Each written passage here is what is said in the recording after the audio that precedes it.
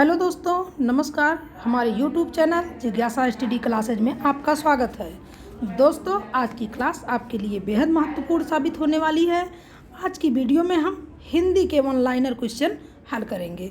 तो दोस्तों, हमारे चैनल पर यदि आप नए हैं तो चैनल को सब्सक्राइब कर लें, वीडियो को अपने दोस्तों में ज़्यादा से ज़्यादा शेयर करें जिससे वे इस वीडियो से जुड़े, और वीडियो को लाइक करना बिल्कुल ना भूलें। चलिए दोस्तों, आज की क्लास बिना देरी के शुरू करते हैं। आज का पहला क्वेश्चन है, आज की जो प्रश्नोत्तर है वो आदिकाल से संबंधित है। तो आज का पहला क्वेश्चन है, आचार्य शुक्ल ने आदिकाल में देशभाषा काव्य में कितनी पुस्तकों की संख्या मानी है? देश काव्य में कितनी पुस्तकों की संख्या मानी है? तो 8। आचार्य शुक्ल ने आदिकाल में देशभाषा काव्य में कितनी पुस्तकों की संख्या मानी है? तो 8 पुस्तकों की संख्या मानी है। अगला है, जनता की चित्तवृत्ति। जनता की चित्तवृत्ति का संचित प्रतिबिंब ही साहित्य है। यह किसने माना है? तो यह शुक्ल ने माना है, रामचंद्र शुक्ल ने माना है। अगला क्वेश्चन है, भाषा सर्वेक्षण के रचयिता हैं। तो भाषा सर्वेक्षण के रचयिता कौन है? George Grierson. अगला क्वेश्चन है, पृथ्वीराज रासो कितने प्रकार के छंदों में लिखा गया है? तो यह कितने प्रकार के छंदों में लिखा गया है? 68 प्रकार के, 68 प्रकार के छंदों में लिखा गया है। क्या लिखा गया है? पृथ्वीराज रासो। अगला है, उपदेश रसायन रास के रचयिता कौन है? उपदेश रसायन रास के रचयिता कौन है? तो जिनदत्त सूरी हैं। कौन है? जिनदत्त सूरी। अगला क्वेश्चन है, पृथ्वीराज रासो काव्य किस कोटि का है? तो पृथ्वीराज रासो जो है काव्य किस कोटि का है? तो वीर गाथा महाकाव्य है। यह महाकाव्य कोटि का जो है यह काव्य महाकाव्य है। यह वीर गाथा महाकाव्य है। अगला है, हिंदी साहित्य का आलोचनात्मक इतिहास ग्रंथ के लेखक कौन है? तो हिंदी साहित्य का आलोचनात्मक इतिहास किसने लिखा है? रामकुमार वर्मा ने लिखा है। अगला क्वेश्चन है, इतिहास लेखन की सबसे विकसित पद्धति है। तो इतिहास लेखन की सबसे विकसित पद्धति कौन सी है? तो विधेयवादी पद्धति है। कौन सी पद्धति है? विधेयवादी। अगला है, विद्यापति ने कीर्तिलता को किस संवाद रूप में लिखा है? तो किस संवाद रूप में लिखा है? तो भृंग भृंगी के संवाद रूप में लिखा है। अगला है, राठौड़ा ख्यात के रचयिता कौन है? तो राठौड़ा ख्यात के रचयिता दयाल दास है। अगला क्वेश्चन है हमारा, नाथों में रसायनी कौन थे? नाथों में रसायनी कौन थे?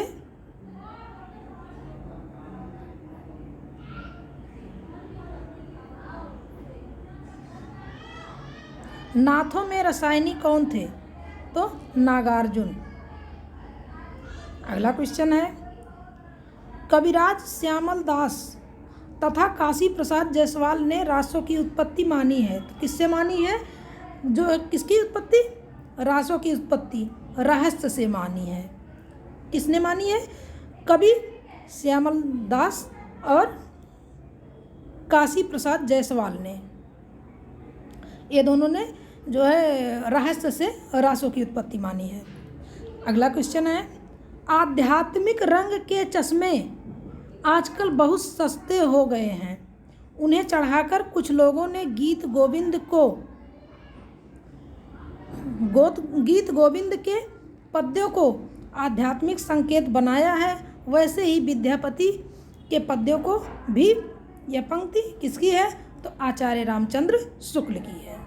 यह पंक्ति किसकी है? आचार्य रामचंद्र शुक्ल की है। अगला क्वेश्चन है, काफिर बोध, पंच अग्नि, दयाबोध, अष्टचक्र व रसराह ग्रंथ यह किसने लिखे हैं? तो यह जो है गोरखनाथ ने लिखा है। यह ग्रंथ किसने लिखा है? तो गोरखनाथ ने लिखा है। अगला प्रश्न है, कैमासबद्ध किस रचना का खंड है? कैमासरद जो है वध किस रचना का खंड है? तो पृथ्वीराज रासो का है। किसका खंड है? पृथ्वीराज रासो का। अगला क्वेश्चन है, उक्त व्यक्ति प्रकरण के रचयिता हैं। तो उक्त व्यक्ति प्रकरण के रचयिता कौन है? दामोदर शर्मा। कौन है? दामोदर शर्मा। अगला है, मनहु कला शशिभान कला 1600 बनी है। पंक्ति किसकी है? ये जो है किसकी पंक्ति है? चंदबरदाई की। किसकी है? चंदबरदाई की। अगला क्वेश्चन है, राउरवेल श्रृंगार परक चंपू काव्य के रचयिता कौन है? तो राउरवेल जो श्रृंगार परक चंपू काव्य है तो इसके रचयिता है रोडा कवि। कौन है? रोडा कवि। अगला है, अपभ्रंश भाषा का प्रथम कवि माना जाता है। अपभ्रंश भाषा का जो प्रथम कवि माना जाता है किसको माना जाता है? स्वयंभू को माना जाता है। अगला प्रश्न है, स्वयंभू को अभिमान मेरु कहा करते थे। स्वयंभू को अभिमान मेरु कौन कहा करते थे? पुष्पदंत ने। पुष्पदंत जो है किसको? स्वयंभू को अभिमान मेरु कहा करते थे। स्वयं को अभिमान मेरु, स्वयंभू नहीं, स्वयं को अभिमान मेरु कहा करते थे कौन? पुष्पदंत। पुष्पदंत अपने आप को क्या कहा करते थे? अभिमान मेरु। अगला क्वेश्चन है, आदिकाल को संधिकाल एवं चारण काल किसने कहा है? आदिकाल को संधिकाल एवं चारण काल रामकुमार वर्मा ने कहा है। किसने कहा है दोस्तों? रामकुमार वर्मा ने। अगला है, बौद्ध सिद्धों के पदों और दोहों को बौद्धगान और दोहा के नाम से बांग्ला भाषा में प्रकाशित किया।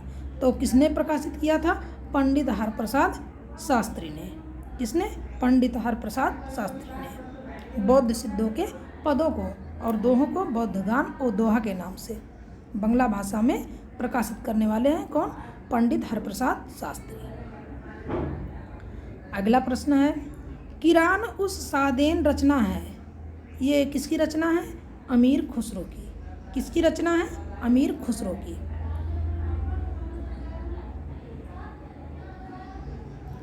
अगला प्रश्न है, पुरुष परीक्षा किसकी संस्कृत में रचित रचना है? पुरुष परीक्षा जो है ये किसकी जो है संस्कृत में रचित रचना है? तो विद्यापति का है। किसका है? विद्यापति की रचना है। अगला है, रिट्ठेमणि नहीं है, ये रिट्ठडेमी है।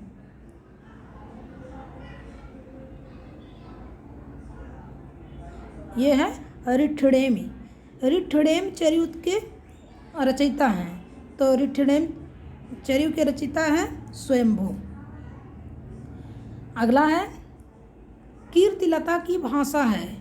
तो कीर्तिलता की भाषा क्या है? अभट्ट है। दोस्तों वीडियो को लाइक और शेयर करते रहिए जिससे आपके दोस्त भी इस वीडियो से जुड़े। चलिए अगला देखते हैं, भू परिक्रमा के रचयिता हैं। भू परिक्रमा के रचयिता कौन है? विद्यापति।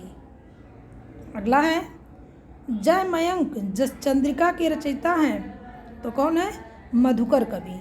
जयमयंक जसचंद्रिका के रचयिता मधुकर कवि हैं। अगला है, ईयाश्रय नहीं है दोस्तों, ये जो है द्वयाश्रय है। ये द्वयाश्रय है। द्वयाश्रय काव्य की रचना की है। तो द्वयाश्रय काव्य की रचना हेमचंद ने की है। किसने की है? हेमचंद ने। ये द्वयाश्रय। अगला क्वेश्चन है, कुमारपाल प्रतिबोध गद्य पद्य में प्राकृत काव्य लिखा है। कुमारपाल प्रतिबोध का गद्य पद्य में प्राकृत काव्य लिखा है। तो ये किसने लिखा है? सोमप्रभ सूरि ने। किसने लिखा है? सोमप्रभ सूरि ने लिखा है। अगला है, गोरखनाथ में किसके योग का सहारा लेकर हठ योग का प्रवर्तन किया गया है? तो किसका सहारा लेकर के? पतंजलि का। किसका सहारा लेकर के? पतंजलि का सहारा लेकर के हठ योग का प्रवर्तन किया गया है। अगला है रत्नाकर जोबम कथा किस संप्रदाय का मानक ग्रंथ है? रत्नाकर जोबम कथा किस संप्रदाय का मानक ग्रंथ है? तो यह किसका है? सिद्धों का। अगला है जिमि लोड विलिज जई पाड़ी यही तिमि धरड़ी लई चित्त, यह कथन किसका है? तो यह कथन दोस्तों किसका है? कढ़प्पा का। किसका है? कढ़प्पा का।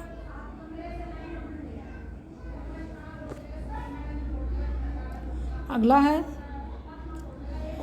गंगा जमुना माझे बहई रे नाई है, यह उक्ति किसकी है? तो डोम्भिपा का है। यह उक्ति किसका है? डोम्भिपा का है। अगला है का तरुवर पंच बिडाल उक्ति है, यह किसकी उक्ति है? तो लुइपा की है। किसकी है दोस्तों? लुइपा की।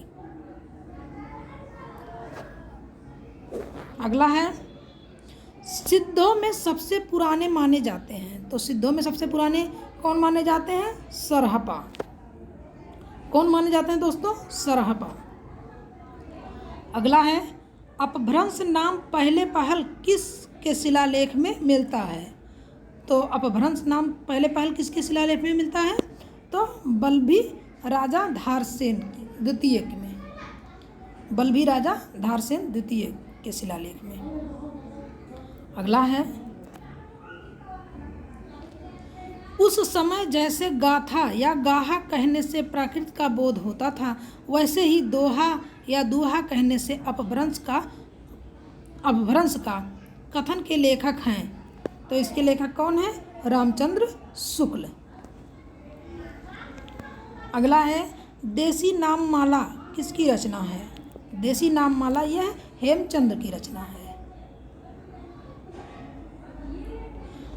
अगला है दोस्तों हजारी प्रसाद द्विवेदी, विश्वनाथ प्रसाद मिश्र तथा चंद्रवली पांडे ने रासों की उत्पत्ति मानी है।